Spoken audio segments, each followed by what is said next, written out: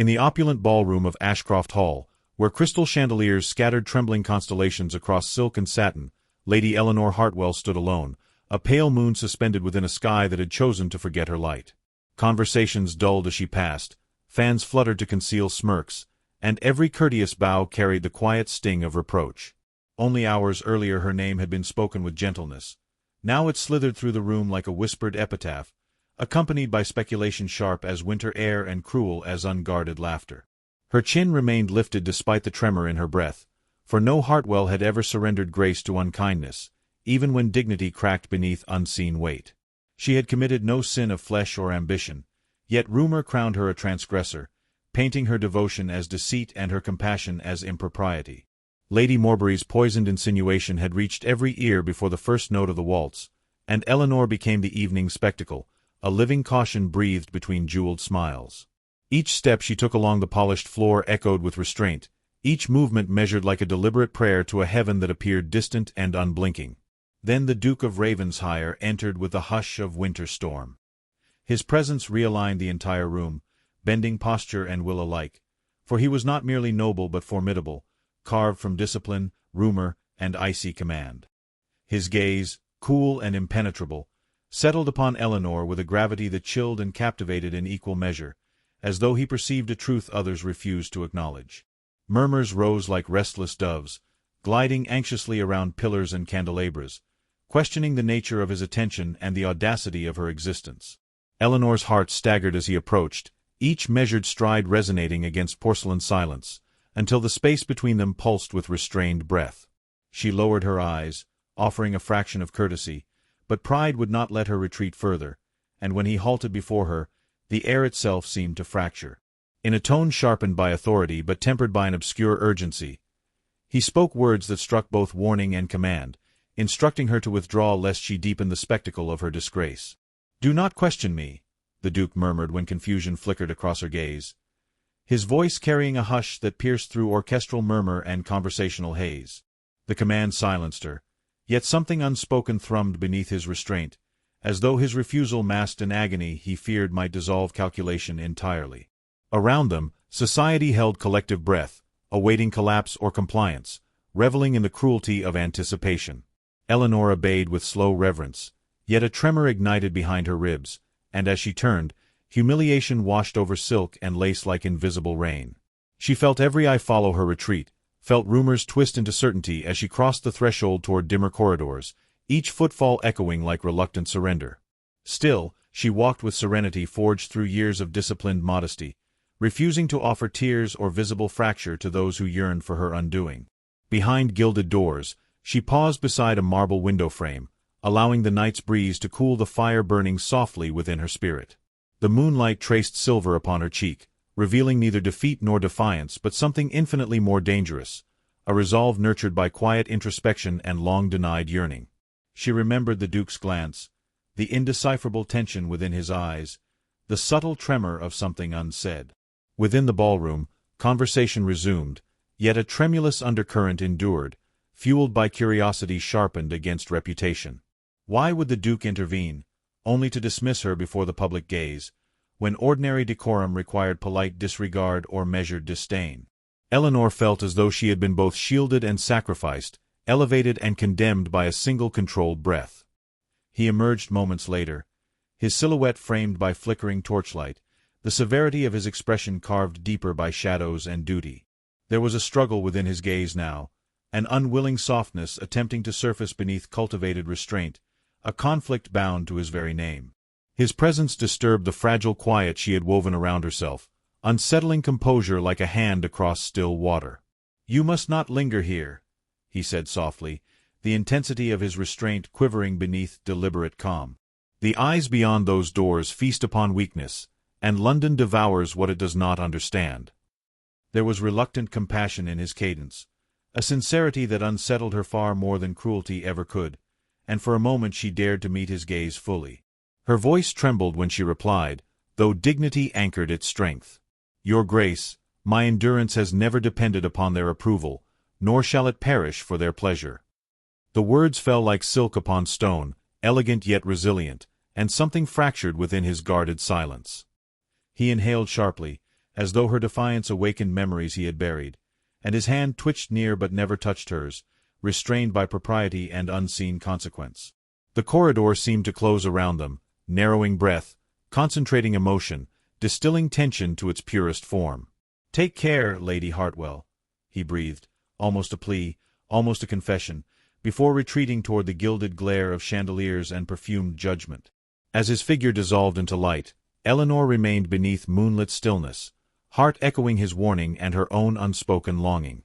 Beyond the corridor's threshold, whispers intensified, and behind her poised calm a storm gathered silently, poised between shattered reputation and dangerous devotion, as far more than dignity now trembled upon the edge of fate.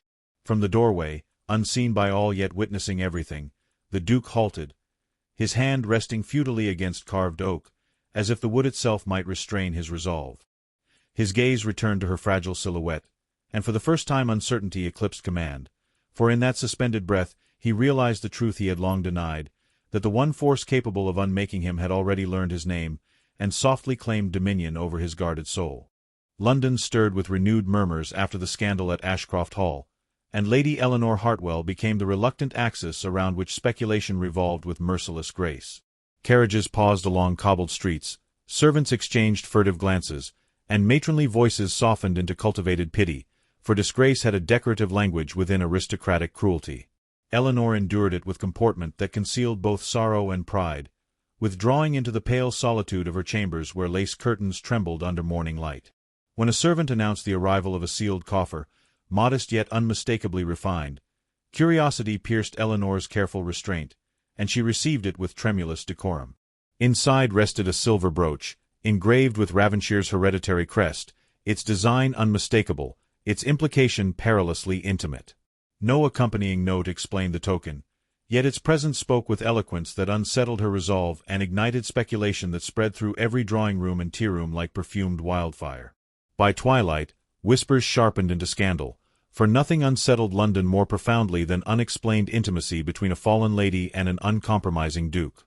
Eleanor wandered into the garden, seeking reprieve among moonlit roses and cool shadow, unaware that unseen eyes traced her every hesitant breath. There, upon stone pathways still damp with fading dew, she felt the unmistakable tension of Ravenshire's presence, and the night seemed to still in reverence. "You honor me poorly, your grace," she murmured, gaze fixed upon trembling petals, "if your generosity becomes the cause of my further ruin." He stood silent, visage determined yet burdened, as though a tempest dwelled behind his careful composure. "It was never my intention to mark you with shame," he replied, voice devoid of ornament yet threaded with something dangerously sincere. "There are obligations within my lineage that cannot be spoken, yet you must believe that protection, not spectacle, guides my conscience." Eleanor turned slowly, meeting the severity of his gaze without retreat, sensing the weight of his restraint yet questioning its enigmatic origin. "Protection without explanation is merely possession adorned with courtesy," she answered, her voice steadied by quiet indignation and reluctant curiosity. A flicker of turmoil crossed his expression, yet he did not waver, only shifted his gaze toward encroaching darkness like a sentinel guarding perilous memory. Days unfolded beneath luminous scrutiny, each sunrise delivering fresh bouquets of white lilies bound with silver ribbon, offered anonymously yet unmistakably deliberate. Eleanor accepted their fragrance with muted gratitude and weary apprehension, sensing unseen devotion pressing against propriety's unyielding barricade. Meanwhile, London crowned her both seductress and victim, weaving fictional passions where truth dared not breathe. When the Duke appeared beside her at the opera, social equilibrium shuddered, murmurs rising like stirred velvet, for his public acknowledgment defied every law of discretion. He offered his arm with solemn ceremony, eyes resolute yet shadowed by internal decree, and Eleanor hesitated only a moment before accepting the treacherous gesture.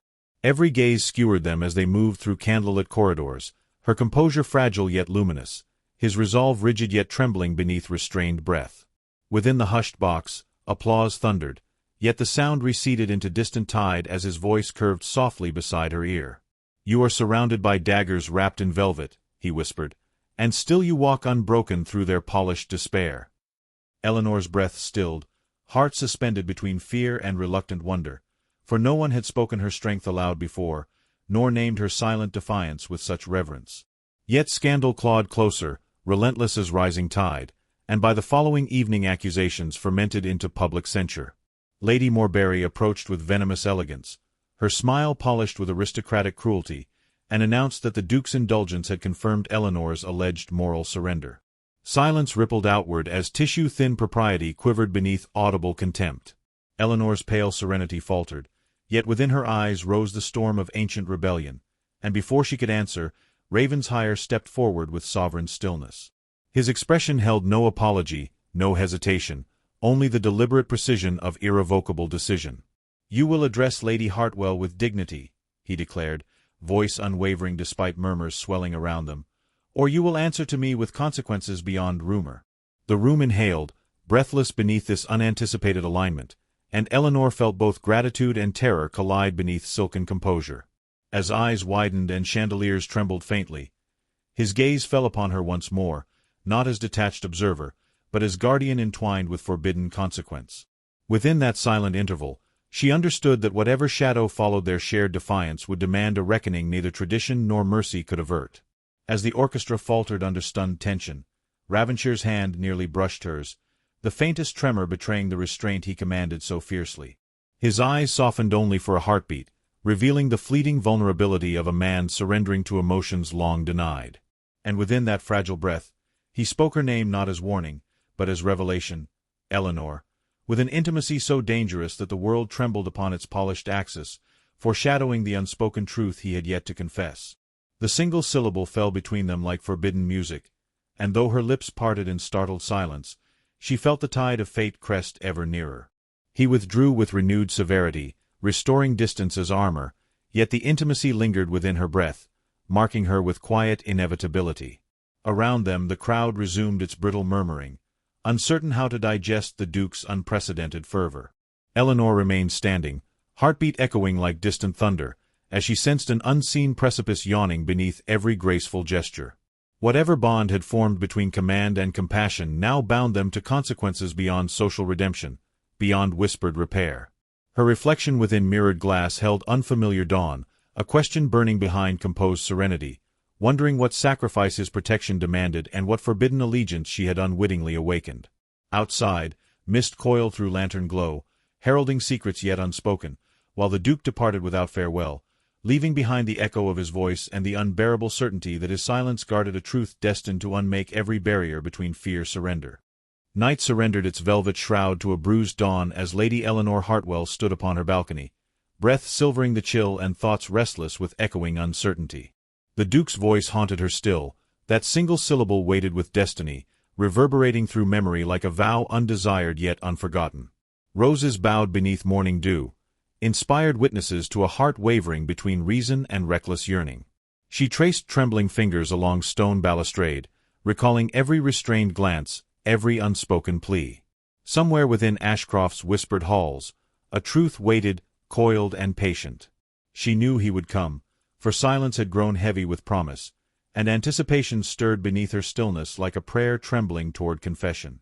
He arrived without herald, shadow threading through the pale hush of corridor and morning light, his boots echoing faintly against polished marble. Ravenshire's presence drew gravity into the air, tightening breath, stilling birdsong, bending time into solemn measure. When his gaze found her, severity faltered into weary resolve, and he bowed with reverence too deliberate for mere courtesy. "Lady Hartwell," he murmured, voice hushed yet resolute, "forgive the intrusion of daylight upon your solitude, yet I stand before you bound by truths long concealed." Eleanor remained silent, chin lifted, heart trembling like a caged whisper against fragile composure, prepared for any revelation yet uncertain whether strength would sustain its weight.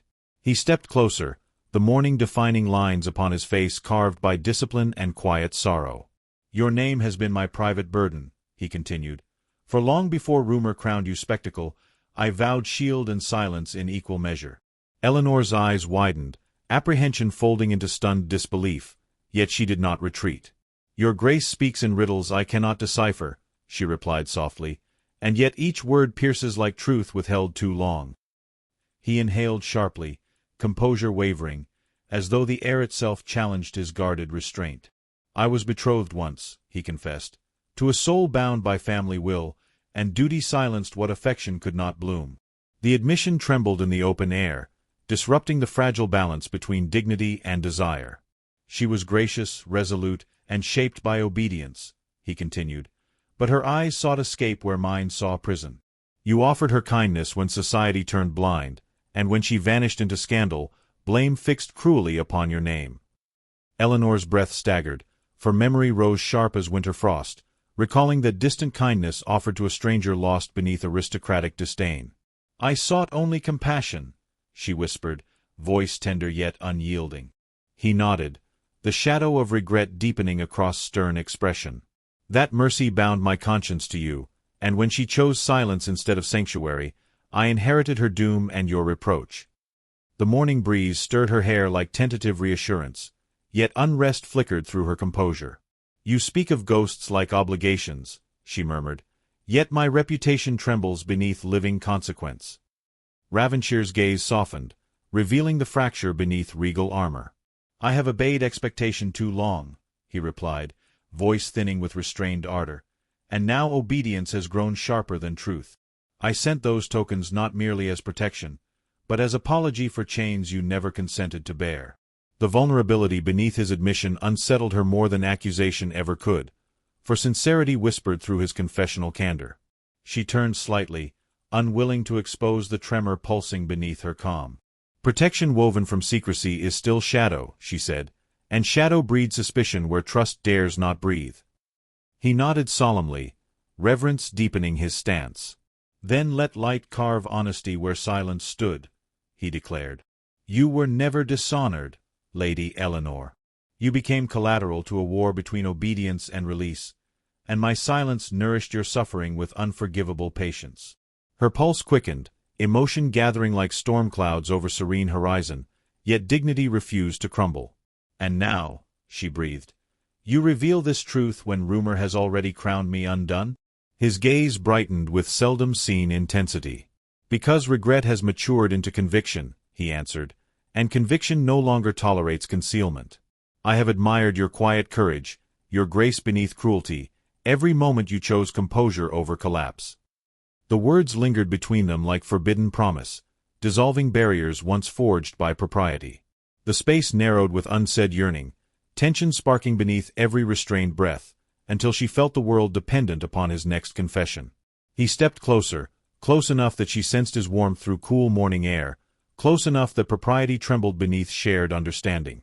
There exists a truth yet heavier than duty, he murmured, a truth that terrifies my restraint and defies every discipline I command.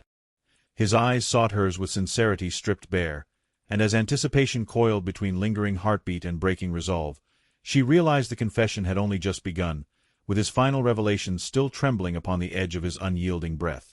The morning light lingered faintly upon Eleanor's trembling silhouette, casting pale ribbons across her gown as the Duke stood before her, breath unsteady with the weight of unshed truth. Silence gathered between them, thick as mist upon frost-bound fields, and his eyes betrayed the final surrender of disciplined restraint. Eleanor, he whispered, and the syllables unfurled like trembling vows before reluctant dawn. I have waged war against this certainty, yet its gravity has conquered every oath I forged against devotion. Her heart swayed beneath the fragile lattice of composure, for within his gaze burned reverence intertwined with terror. You speak of devotion as if it were absolution, she murmured, voice silken yet guarded. He stepped nearer, closing the final distance between propriety and peril. It is neither absolution nor indulgence, he confessed, but acknowledgment of what fate inscribed long before my pride recognized its design. I love you, Lady Eleanor, beyond reason, beyond dignity, beyond the narrow mercy society permits. The words struck like luminous thunder against restrained air, unraveling every boundary she had sworn to protect. Tears shimmered like rain-lit diamonds upon her lashes, yet she held their descent hostage to discipline. Your Grace, love carries consequence sharper than rumor, she breathed, fear lacing every tremulous syllable. He nodded, sorrow tracing each stern contour. Then let consequence crown my confession, he replied, for silence has carved deeper wounds than public disgrace could ever dare inflict. From the open balcony the distant murmur of London drifted upward, bearing witness to their suspended truth. Eleanor gazed upon him, discerning the fragile humanity beneath his regal command. And if your love invites ruin upon my name, she queried, sorrow shading her strength. His hand lifted slowly, reverently, hovering inches from her trembling fingers. "Then I shall stand beside you within that ruin," he intoned, voice fractured by devotion, "and build honor from whatever ashes remain." Emotion surged like tempest upon tide, swirling hope and despair within breathless harmony. Her gaze softened, surrendering fragments of fear to dawning surrender. "You ask me to trust the hand that unmade my peace," she whispered, trembling between caution and longing. "Not unmade," he answered, eyes luminous with remorse, "but scarred by delay. Permit me to restore what whisper and cruelty wrenched from your gentle name." She inhaled, the air heavy with perfumed petals and quiet resolve, as he lowered to one knee, a gesture so unprecedented that even the morning stilled its golden rhythm. "Eleanor," he breathed, "let me declare before earth and heaven that my life, my lineage, my defiance now kneel before your wounded grace. Will you accept my devotion, not as obligation but chosen truth?" Her spirit quivered, captivated by sincerity and unsettled by consequence. Beyond the terrace, shadows shifted against rising light, as if time itself awaited her reply. "Your love has found me unforeseen," she confessed, hand wavering above his. "I fear its brilliance may scorch what remains of my fragile defiance." His eyes softened with solemn patience. "Then we shall temper its fire together," he murmured, neither dominating nor yielding beyond mutual truth. Slowly she placed her trembling hand into his waiting grasp, and the contact dissolved years of silence into aching serenity. Around them, birdsong resumed, as though blessing their fragile covenant. Yet beneath that sanctuary flickered unease, for unseen eyes could shatter even the purest intention. Eleanor lifted her gaze toward the corridor's shadowed threshold, where destiny lingered uninvited. Her voice trembled, tempered by grace. "We must not surrender to haste," she warned, "for London devours dreams finer than hope." Ravenshair rose, a quiet fire ignited within his eyes, and his devotion fortified into silent vow.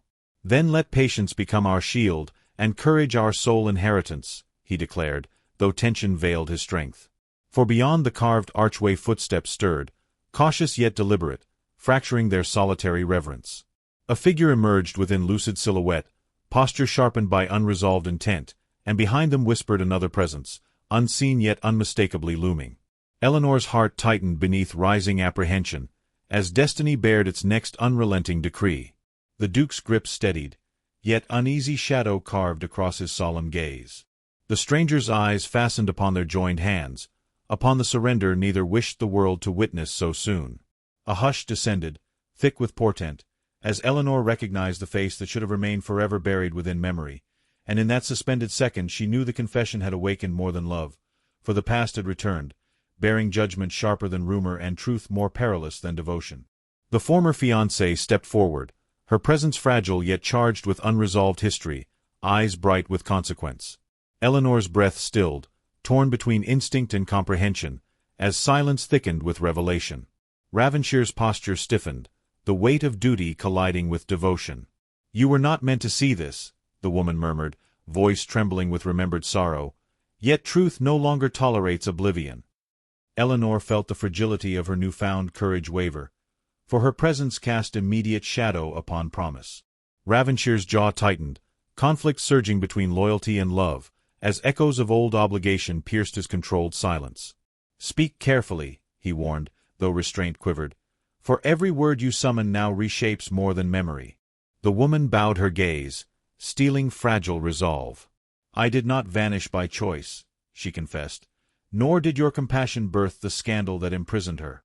You were misled, both of you, and the truth now demands reckoning beyond denial."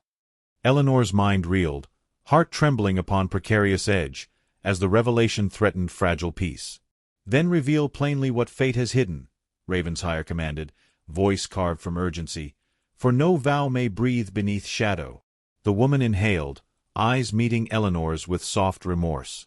"Your kindness saved me from despair," she said, "yet the man you loved forged lies to protect his lineage, not my freedom.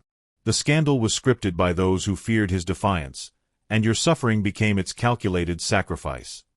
The words trembled through Eleanor's stunned silence, igniting a fierce awakening.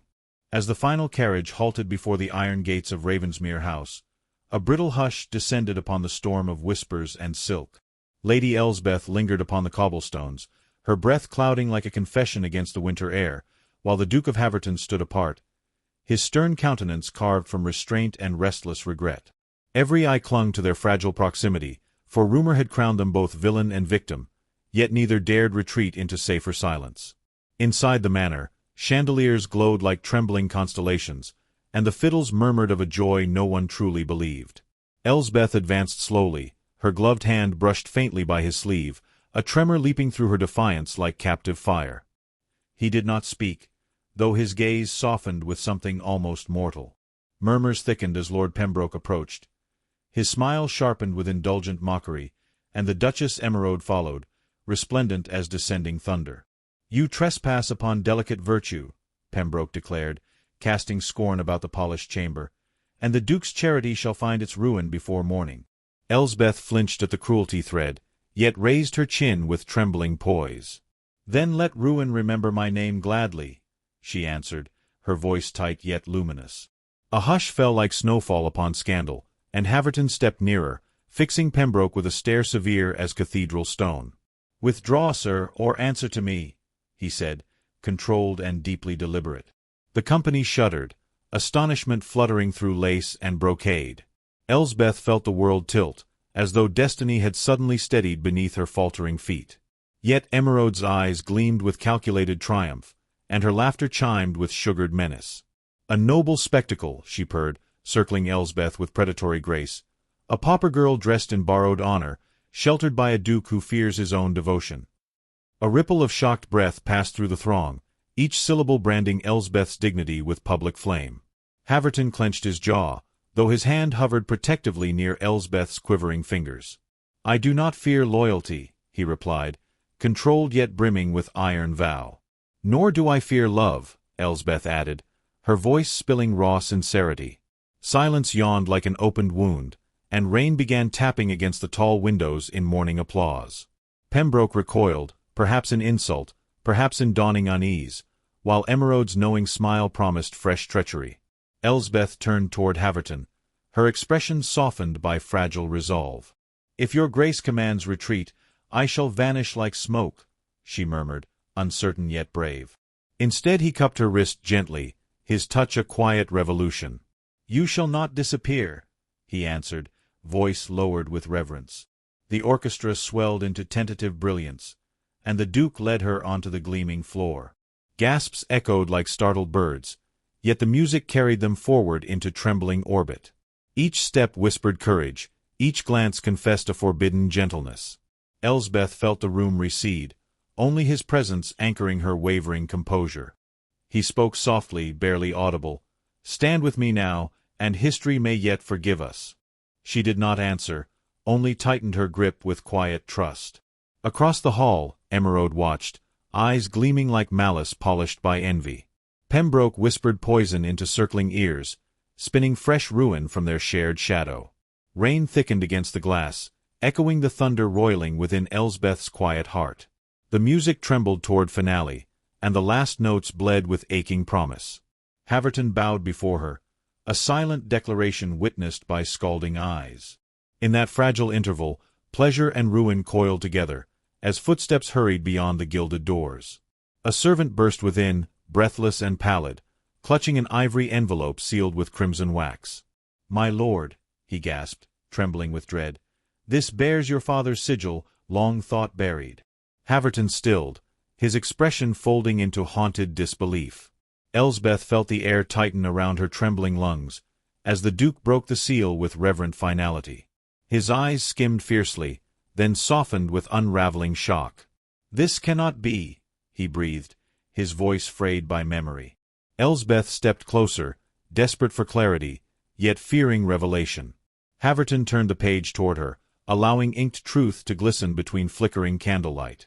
The letter spoke of treachery, inheritance, and a promise sworn in blood. Emeraude's smile faltered, though Pembroke's eyes brightened in greedy comprehension. Elsbeth read the final line in quiet horror, her pulse arresting with each delicate syllable.